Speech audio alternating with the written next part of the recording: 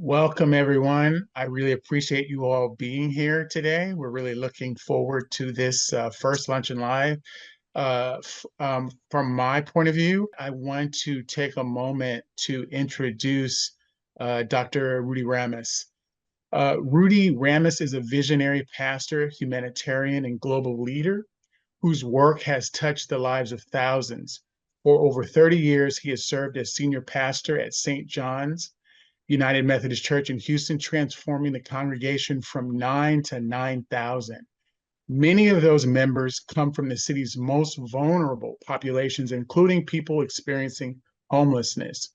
Under Rudy's leadership, as well as his wife, Juanita, St. John's became a place of radical inclusivity, renowned for welcoming people from all walks of life. Today, he serves as the pastor emeritus of the church, continuing his passion in social justice legacy. In addition to his work at St. John's, Rudy co-founded Bread of Life, a nonprofit that provides food, housing, vital resources to the underserved community. Bread of Life has grown to serve thousands annually, offering support that extends far beyond the city of Houston. And last week, he was in Washington, D.C., just delivering food and services.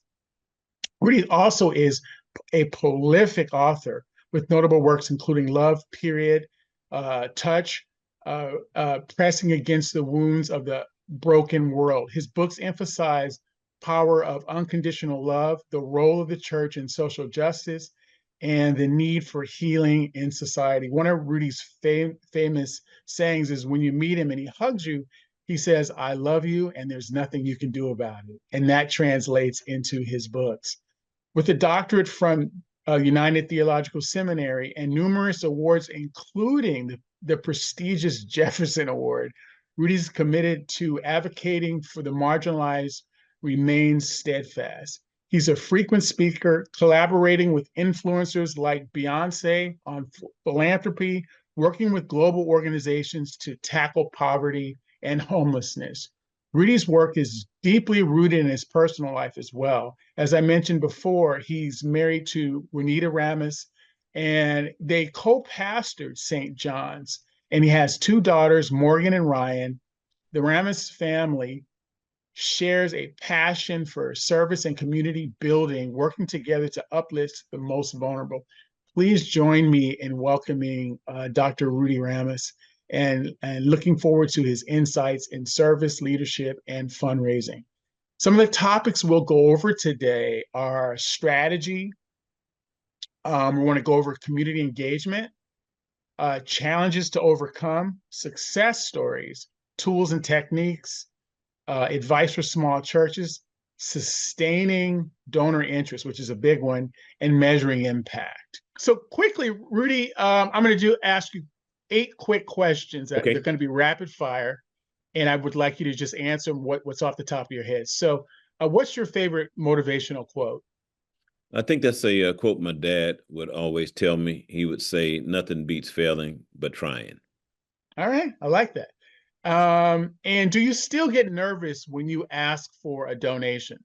No, I don't get nervous because of a conversation I had with a guy named Jack Blanton in 1995. Jack was a wealthy oil sort of oil magnate here in Houston, probably worth hundreds of millions at the time.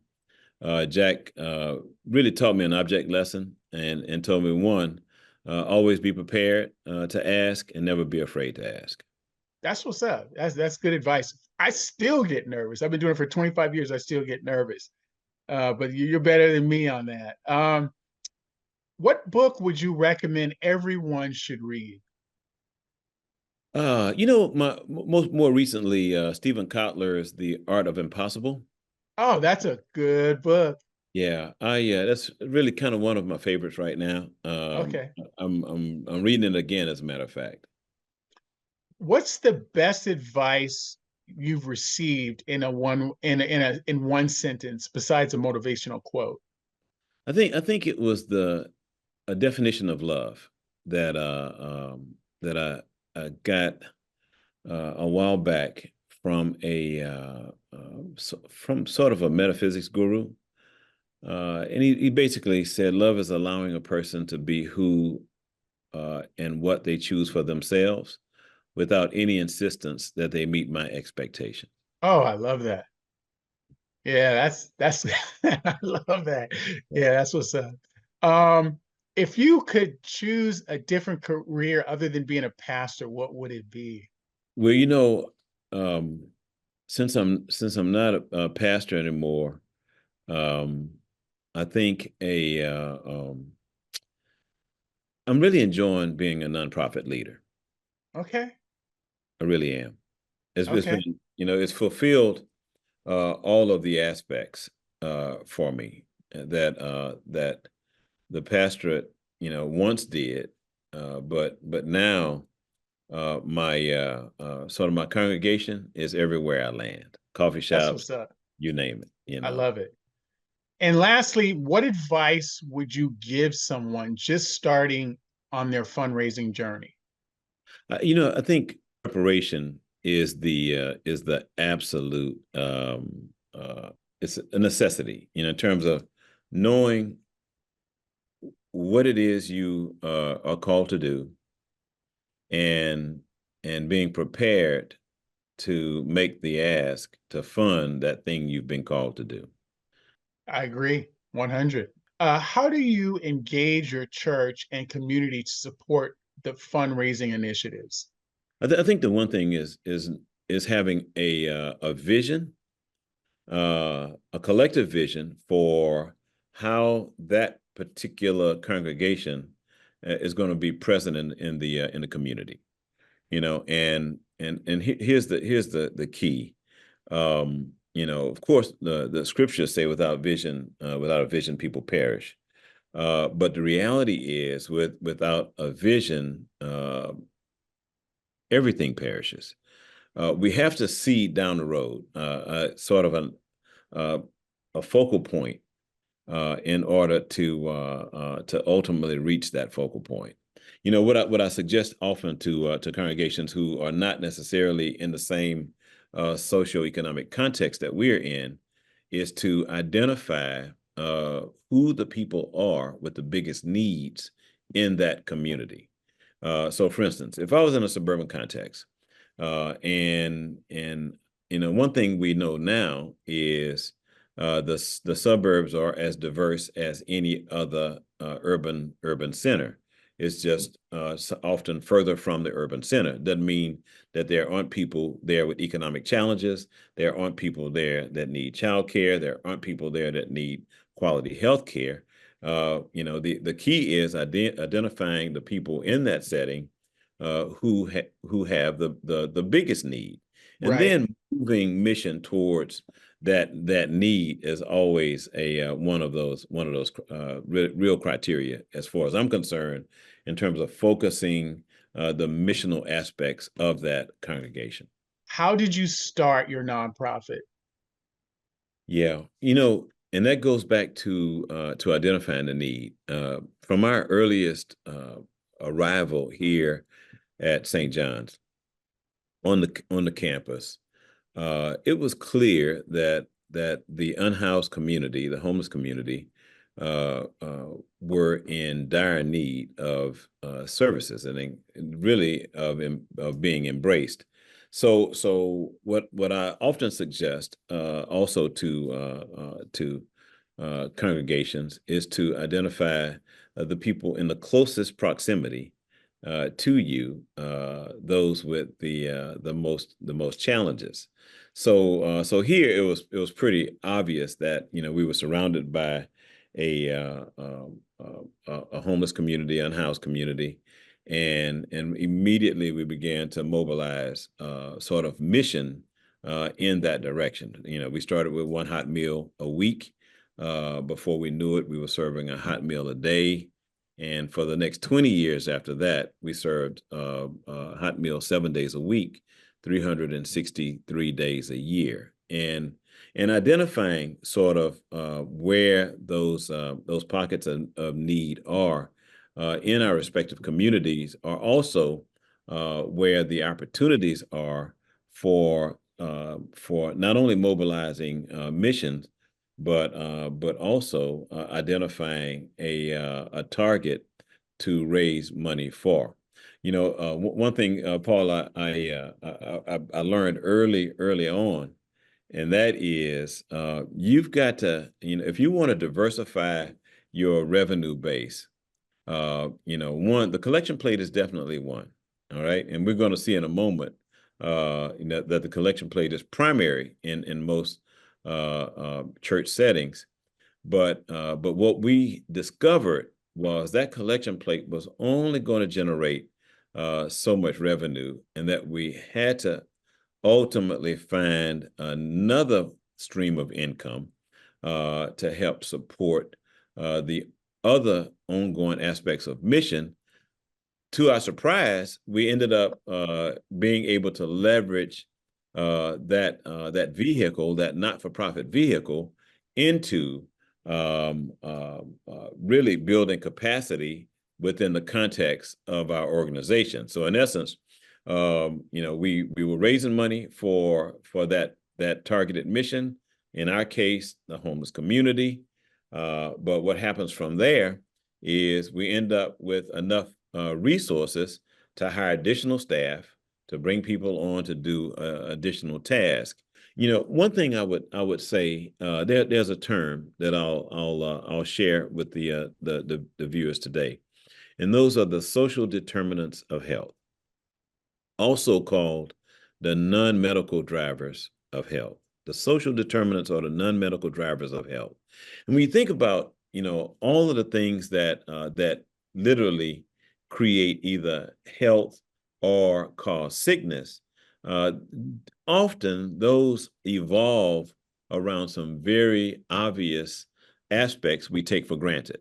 Employment, access to healthcare, to healthcare, good nutrition or access to nutritional food, transportation. In a city like Houston or a region like Houston, or any other major city in the country, it is hard. It is hard to exist if you don't have a mode of getting I there. agree. So you think about even child care can be a social determinant, but the things that literally many people take for granted are the aspects where faith communities can step in, fill a void, Mhm. also create a mission around it, and literally become that hub, that center where people are accessing those needs that are unfulfilled at this point. Rudy, I want to go back to one of the things you said earlier when we were talking, not on this call, but I think we were having dinner. And I was asking you about why you were successful in terms of your fundraising as well as expanding Bread of Life. And you said something that I think bears repeating. You said, figure out what the need is and become the best at that one thing. So Hmm. if it's serving meals, you be the. So can you talk about that a little bit? Yeah, it's really becoming an expert in your field of endeavor. So over these 32, almost 33 years, we have become proficient in a few areas. In addressing food security, I guess that's one that has been our mainstay for a long time, and those relationships have been beneficial. Over the last almost 20 years, we've been developing housing opportunities for people who have struggled with various forms of housing insecurity, and that became a skill set. Mhm. In the midst of it, we are right now working on three areas that we believe represent an opportunity not only for us to to find a need and fill that need, but also right now these three areas are areas that are pressing needs for our community. Number one would be health equity. We have developed a robust department that really is geared towards helping health challenged people coordinate care using community health workers. Hmm. Uh, Number two, creating training school opportunities. So, in order to create employment paths, we created a little school called the Bread of Life Academy that trains Mm. phlebotomists for the lab industry. Literally, we train people how to draw blood and get them certified. When you go to a Quest lab or a LabCorp Yeah.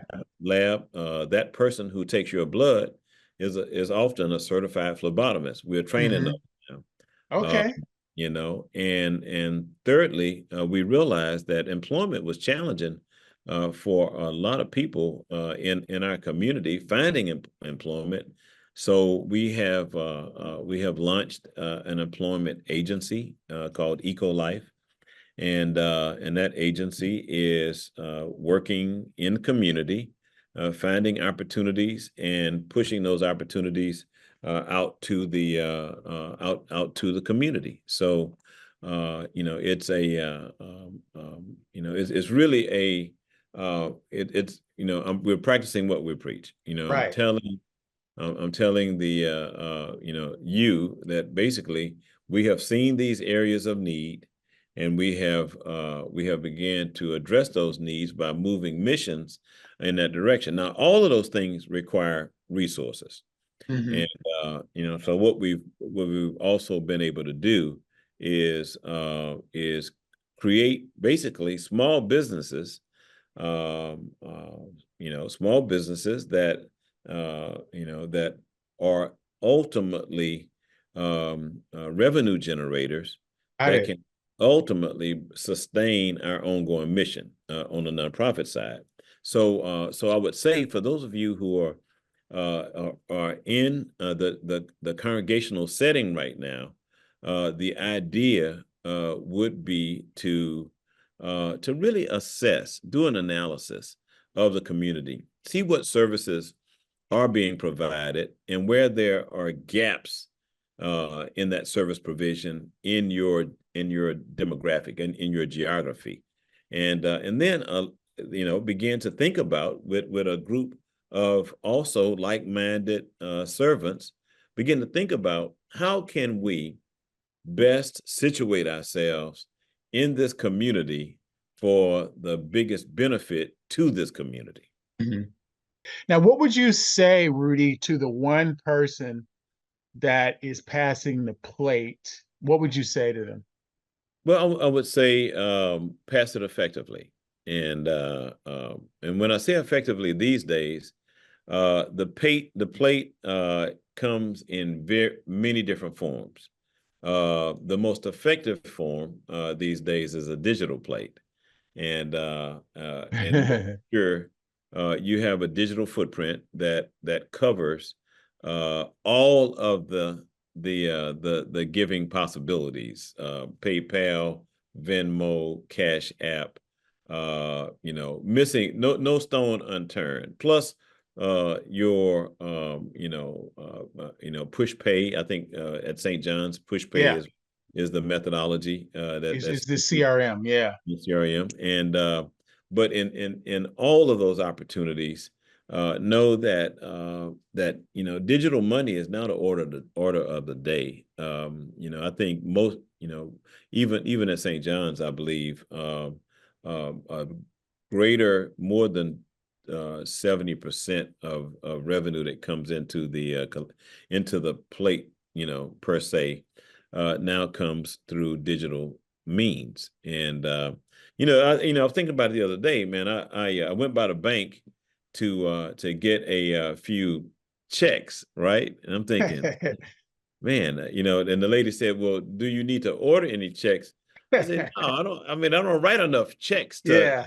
to have like I used to have I 500 know, I checks know, in I know what you're a saying. book, I got a you know. stack right here. I write a check every now and then. I needed a Yeah, couple of checks, so I went and got some. So, yeah. I would say, if you passing the plate, make sure you're passing every aspect of that plate. That way, a person can give to you on Tuesday as well as on Sunday morning. A person can give to you at 2 o'clock in the morning on Saturday, then as well as on Sunday morning. Yeah. So there are other ways that you can access your community via the giving imperative. But I'm gonna push you a little bit, Rudy. You Mhm. didn't build Bread of Life by passing the plate though. No, we didn't. So And I so think, talk about that. So talk about that transition. Because yeah, I've you seen what you know, built. yeah, yeah. You know what happens? Um, the plate is, let's take some. These circles were the first time I saw these circles was in the purpose-driven church, right? And we think about the purpose-driven church. Rick Warren wrote a phenomenal book, made millions of dollars Great on that book. book, you know.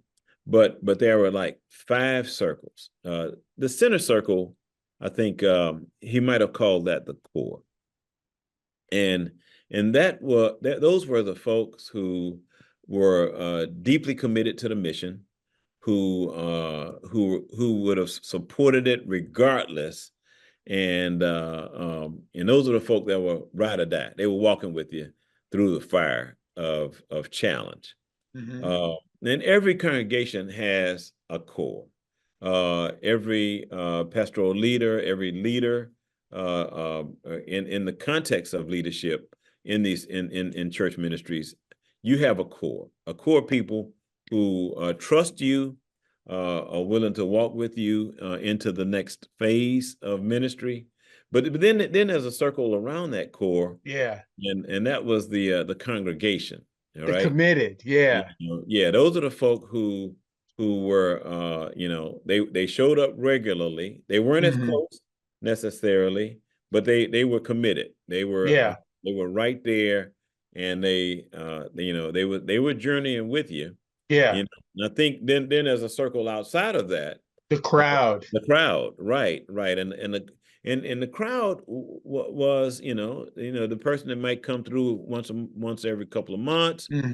the person that might catch you online along with the other 3 churches they're watching on Sunday morning. Hmm. That crowd is that person in the crowd is just that, a person in the crowd. But your goal is to make that crowd person a committed person, to Correct. move that committed person to your core.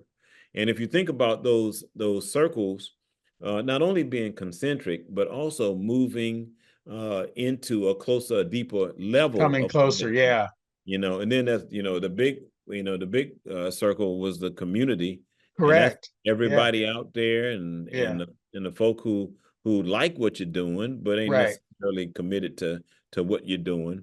And I think the idea is to, in a very succinct way, identify who those people are in every context. you know so for instance, I'm a leader. I'm putting the names down of all of the folk I know are committed to this cause, and you should be able to do that from your client records management Mhm. uh uh sort of software. In essence, these are the folk who have given every week, every month for the last year. So I'm gonna And stop you just a yeah. second. So just for everyone listening, even though it appears many of you are experienced, I want to make sure that we're following along with Rudy. So he's talking about segmenting his donors and analyzing the donors that he has in his donor database. So he's looking at them and seeing who are the frequent donors. So go ahead, Rudy. Sorry. So, and then we take the kind of an analysis of sorts, because it's always good to know who is there, and their level, and that person's level of financial commitment. Now, Correct. financial commitment doesn't tell the whole story. because we are all, in different aspects of financial sort of feasibility, or even financial availability. Right. So the money we might have to give to our charitable cause, which is our church. But know this: we are competing with that charitable dollar with a lot Yeah. of other things. One of the things we are competing with is rent and groceries and Hmm. gasoline, and those are real No competition. question. So what we have to do is also show value in exchange for that donated dollar as well. There was a time where you could turn a religious phrase to guilt people into a financial commitment. um, I don't think those are as effective as they used to be. Mm. The world has changed. There's a generation of people now entering, a commitment phase as it relates to religion that is a smaller demographic than there's ever been before. Hmm. So how we are approaching, each generational demographic has to be really specific to how that particular demographic communicates, right? So I'm a baby boomer, born in 1956. Grew up in the 60s. I grew up in a segregated Houston. I did grow up around church. I mean, I didn't like church, but I grew up around church. I went I went to churches until I could tell my folks I wasn't going no more. Yeah. Around 12, 13. I didn't Yeah. go back until I was an adult. So I think, my journey may have been a little different. But many of my generational peers all grew up in and around church. But let's take this Gen Zer, this person born, since 2000. That person might be, 0 to 24 right now. You're born after 2000. You can be as old as Mhm. 24. And let's take the 24-year-old now, 68-year-old, 24-year-old. A 24-year-old now didn't necessarily grow up with regular religious attendance being a requirement in that home. There are Yeah. very, very few, 17, 18, 19, 20-year-olds who grew up with strict religious attendance as a requirement. Knowing that now, the pie for religious participation is smaller than it's ever been. But watch this, y'all. I was listening to a report on NPR, on National Public Radio yesterday, talking about manifestation. Okay. And it said, the reporter said, manifestation is $1 trillion business. I'm thinking, hold up. They done took my stuff, turned it into a product, and generating trillions of dollars around something that Jesus literally did 2,000 years ago for free. And we have been marketing that as our doctrine for years. And now there's a demographic out there Yeah. that of business people who have taken our stuff, our message of hope and love, right? Hmm. And and Monetize well-being it. and hope and healing, Yeah. literally, and has monetized that thing. Yeah. So here's a thought.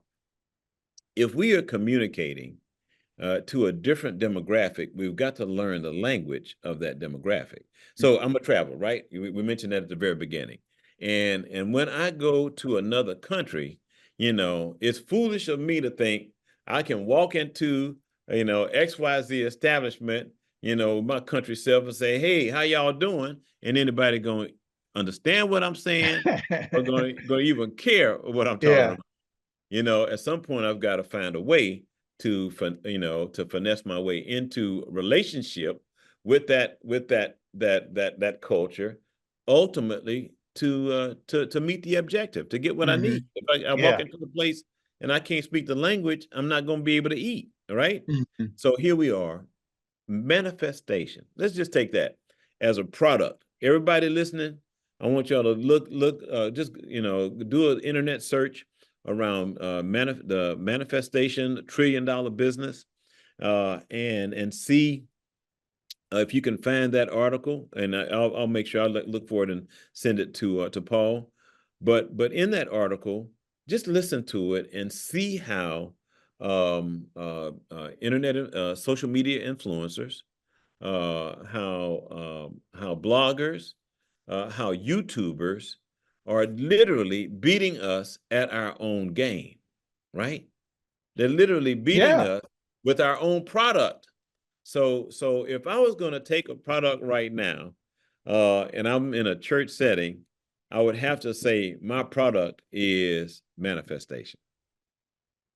And how do I package this manifestation to make sure it is a monetizable product benefit to my congregant? And because we're talking hope and healing, y'all, just the stuff Jesus literally, uh during Jesus's ministry, literally passed on to us as his followers. Yeah. So that, and it was a I love it. segue, but that's where we are today, communicating specifically with the generation that the demographic that we're trying to reach. I And love that. each demographic requires a different language.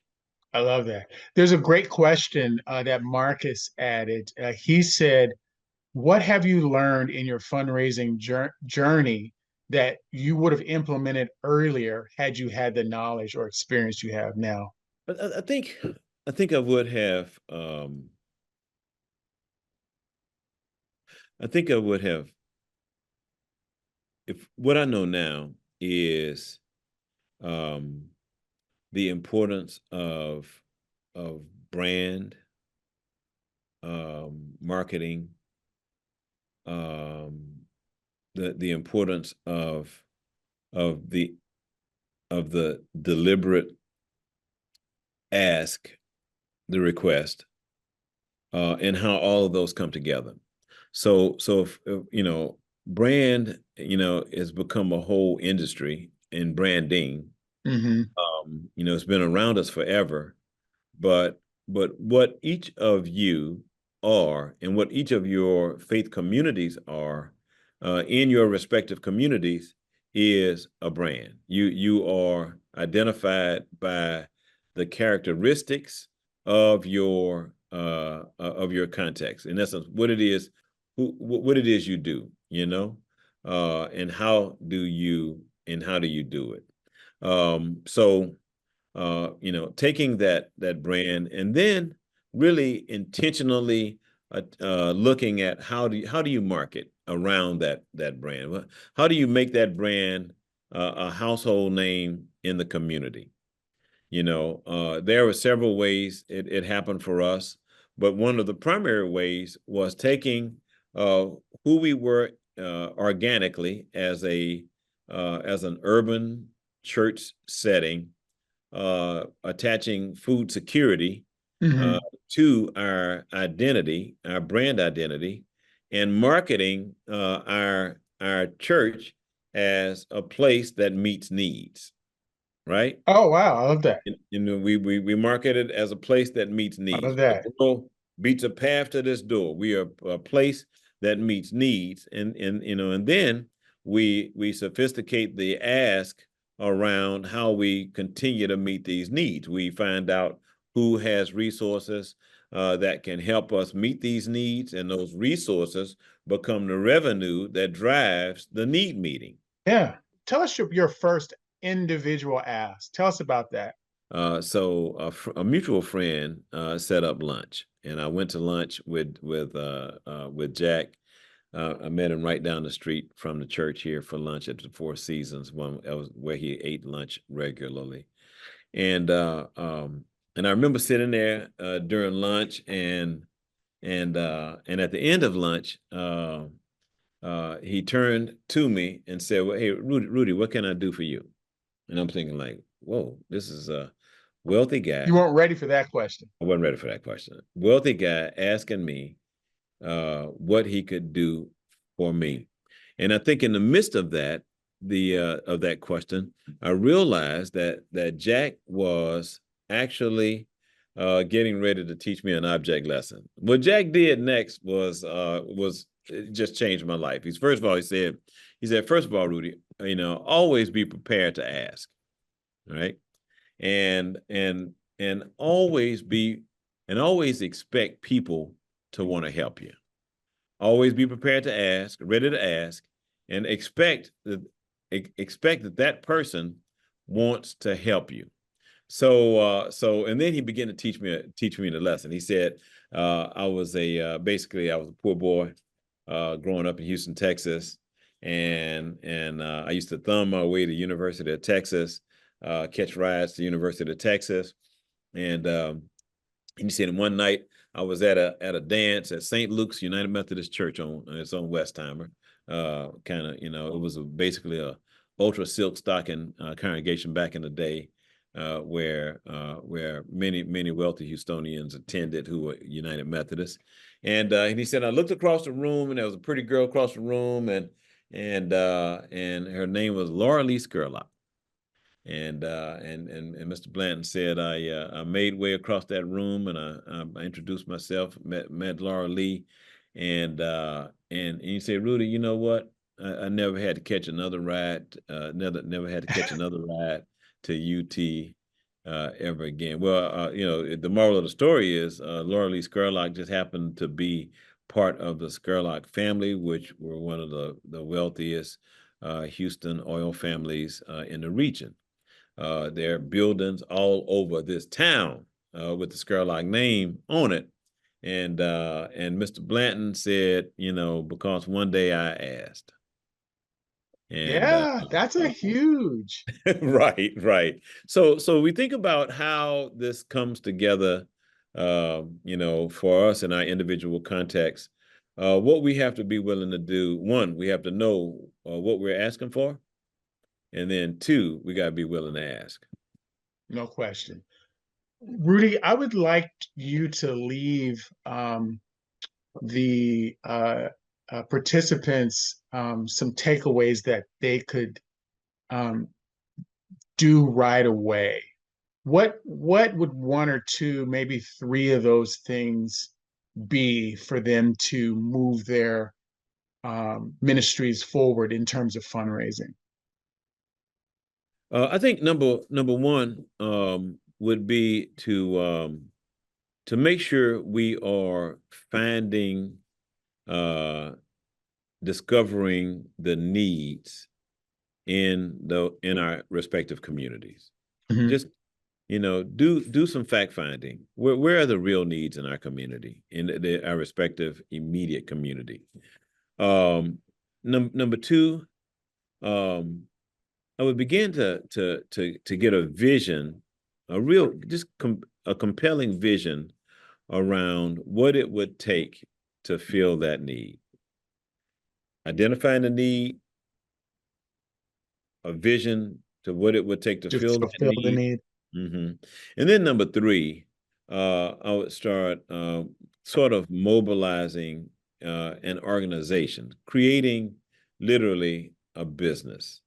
A not-for-profit is just a business that where profits are treated differently because of our IRS rules.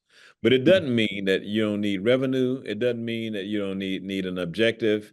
It doesn't mean that you don't have a product. I think the key is knowing, who's out there that you want to serve, knowing how you're going to serve them, and ultimately getting a vehicle to how you can put those three together and ultimately deliver that product. So you're saying build it and then ask for the money. Yes. Yeah, you got to build it first. You got to. So in essence, you're building the plane while it's flying. Now, what would you say? I'm going to jump in, Rudy. What would you say to individuals that are actually churches and are not necessarily as community involved as St. John's, and they're trying to keep the lights on. They're trying to, you know, make sure that they're able to do what they need to do, and then at some point move to that. What would you say to them? I don't think it's any different in any context. I just think scale and scope are the only Okay. things that are different. In essence, it's you're not gonna necessarily attract $1 million donation and you're just getting started, but you can attract $100 donation if you're just getting started. You can attract $1,000 donation Yeah. if you're just getting started. But here's the key: you got to start somewhere, And if you're waiting on the plane being completely built before you try to fly it, then you're going to miss some opportunities to serve in the meantime. You just got to take the risk, and that's what we're talking about today. Right. For a church. Now I'm gonna say this, y'all, and it's not to offend anybody, but a church is a business, right? And that church as a business got to have revenue because it's going to have expenses. And somewhere along the way, ultimately, you want to have more revenue than you have expenses, which is always a moving Surplus. target, right? Yeah. It moved for me for 30 years. And I never landed the plane on that, but we always needed more because there was always more need. But I think Hmm. ultimately, you got to ultimately take the step as Dr. King would say, take the step even though you can't see the staircase. In essence, move towards the need in spite of not having everything you needed in order to accomplish it. That's such a great point, Rudy. It just showcases exactly how it's done and when it's done. One of the things, one of my biggest, I've been fundraising for about 26 years now, maybe 27. And one of the biggest challenges I had early on, and I didn't know this was a challenge, but when I would ask, it was so difficult for me to ask. And my mentor told me, he said to me, Rudy, he said, "Have you written a check yet?" And I'm like, "What are you talking about?" I'm like, "I come here on weekends, I do all this other stuff. I'm not charging you for." He said, "No, no, no." He said, "I asked you, have you written a check?" And he said, "Until you write that check, you're gonna struggle." Have Yeah. you have you ever had to tell anybody that Yeah. or Yeah. Well, I actually in my second year, we had a member here, a guy named Jonathan Gregory. And Jonathan and his wife Connie, they were members and donors, and Jonathan was keeping the books at the church in those early days, and I guess one day realized that he didn't see my contributions anywhere on the books, and I remember he came to me one day and he said, "Let me tell you something. If you can't give, I can't follow you."